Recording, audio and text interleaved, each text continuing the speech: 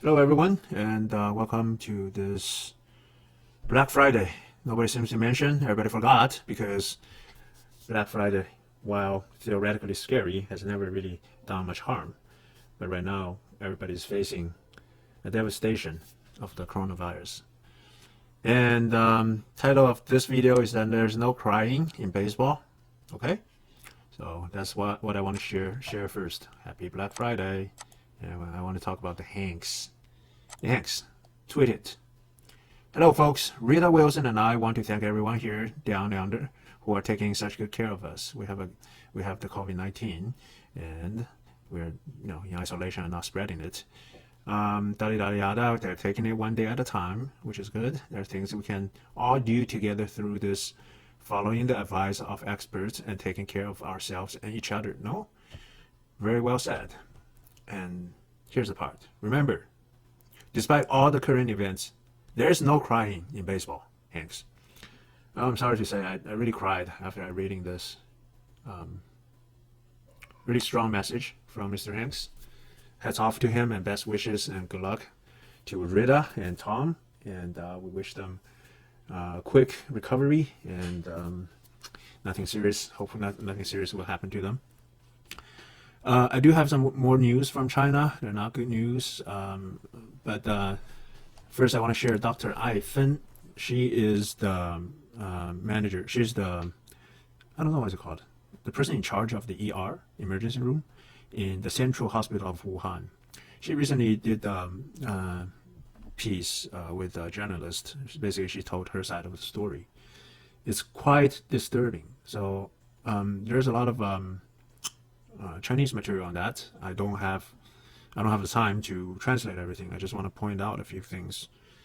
The outbreak in Wuhan happened early January, so around January 10th.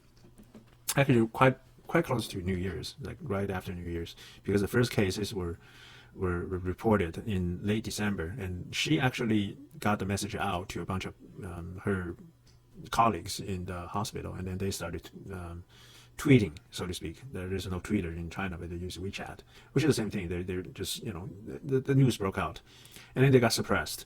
And then she got spoken to by her superiors, and saying that she should keep stability, and she should not spread rumors.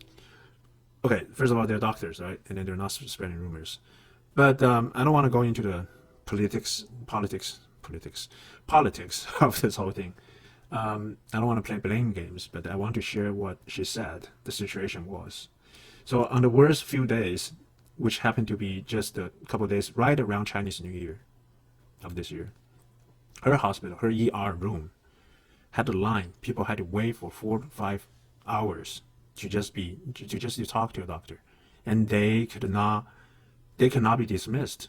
All the doctors from her department, ER room, there's just mountains of people.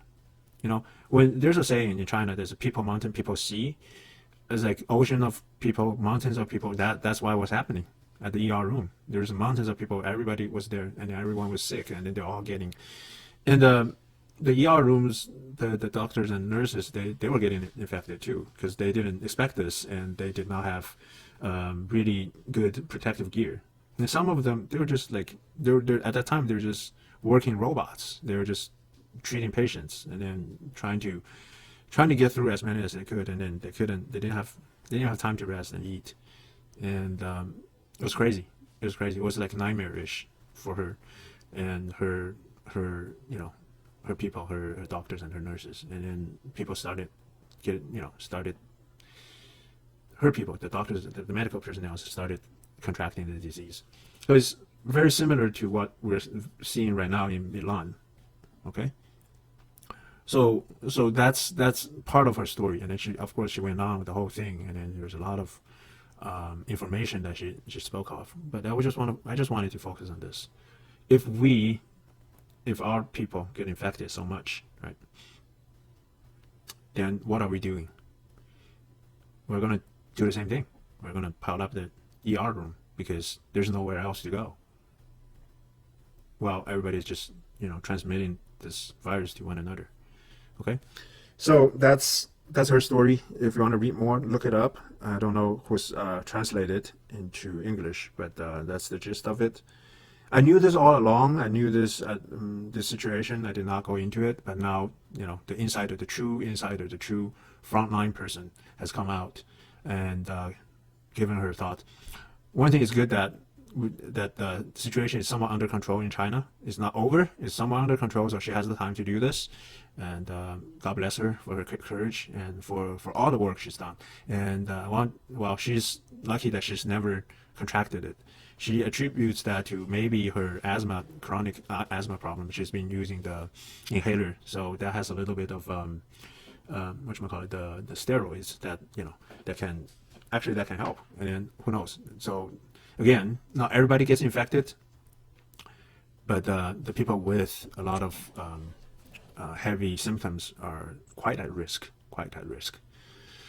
And then there's another message from a person. Okay, let me show you that. This is Dr. Campbell. This is the piece that CDC has. Wuhan doctor speaks out against authorities. Well, it doesn't provide a lot of information. It's only 3 minutes, and then it just shows this picture. It's just a boring reading. It's not at all sensational, and it does not go into details. But this is Dr. Ifen. So, yeah. That's from my hometown. Really proud of her. Okay, so Huang Gang is another piece that the Voice of America. In Chinese, they have this interview of this person in Huang Gang. Huang Gang is a satellite city of Wuhan. It's also basically the epicenter, and she's saying that like over 100 people die every day. Okay, and at the peak days, and then now still like scores of people die every day. Okay, that's somewhat under control, somewhat better, but it's not. I don't know. It's sad. So scores of people die. Voice of America. If you can dig that out, and if they have translation, you can check out for yourself. So this virus is very serious. That's all I'm saying. And okay, I'll get back to Dr. Campbell. So there's a change of tunes. Obviously, WHO declared it pandemic finally after the fact, sort of. Aren't they supposed to do this earlier? Well, give out warnings so things don't happen, right? I'm trying to do that. What happened to them? Okay, we don't need to get into that. UK. So there's a really good vital information from Dr. Campbell. Vital global information. Please watch. Yes, please watch. Go subscribe to him. Just watch some of his videos. You'll be much better prepared. So Prime Minister of UK basically saying that, this is their reported number. In actuality, maybe you're looking at 10 times or 20 times more. Why? It's not because they're hiding their numbers. It's just that they don't have ways to account for everybody. That's basically what's happening in UK and in USA right now. Okay? So don't be, fooled by the number that's posted right here. Even this number. It's very, very small. This number that's updated. I mean, by the death toll is probably real, but death toll is probably real, but the number of infected, 1268. Oh my God, must be 10 times as many. So just simply because we don't have testing, we don't have everything, we can't account for anybody. Nobody's in charge of this. CDC is supposed to do that, but they failed. They're failing right now. So not to blame them. They're not prepared for this. They're experts, but they're not prepared for this. They're just academics looking at the existing data. They don't know what to do ahead. Telling people to wash your hands, that's not not enough. Way not enough. I know washing hands is good. Trust me. But I think, there's a lot more we can do. Today, the LA County just, sent out advisories and to all the school districts, and a lot of them shut down. Arcadia School District shut down. Roland Unified shut down. Earlier, Walnut Diamond Bar Unified shut down. Okay, as of next week, starting Monday, they're shutting down. So they gave a period of 2 weeks for Roland Unified, but it's pretty much indefinite. That actually connects into the spring break, so that's 3 weeks already. but it's indefinite. They say, okay, we'll keep you updated. So that's the situation right now. Change of tunes from the officials, which is good. I know it's we're debating the use of school. Like there are people really don't have means to take care of their children and go to work. Okay. Okay. By the way, there's Elizabeth Warren is saying that we should pass out the universal basic income, the Andrew Yang idea, to help people cope with this pandemic, which would be good. I mean the financial system is trying to give out however much trillion to deal with this. I think the Feds. But that money, if we just simply hand everybody $1,000 a month and then tell everybody to stay home, not to go to work unless you are like delivering food or something, then we could be much better off. Everybody just stay home, and then let's get an essential life function. Keep the lights on, keep the water on, keep the gas on, and keep the food coming. That's all we need. That's all we need for now. And then if everybody just rests for a month, then maybe we're looking at different things. Let the medical personnel get a handle on these things. Let the medical personnel get the experience of treating these patients. Let the medical personnel to develop more testing sites to be able to test everybody. If anybody has any sort of symptoms, they should test them, and they should confirm them or confirm that they're not, and then do the proper isolation. If we do that for a whole month, then we're going to defeat it, and the economy can bounce back.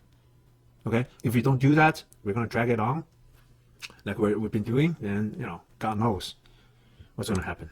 All right? So the lesson is that the world. I'm sorry, I skipped the line. Another bad news from a panel of experts from the Bay Area, highly respected institutes of the whole world. Right? We know who they are. I don't want to mention them.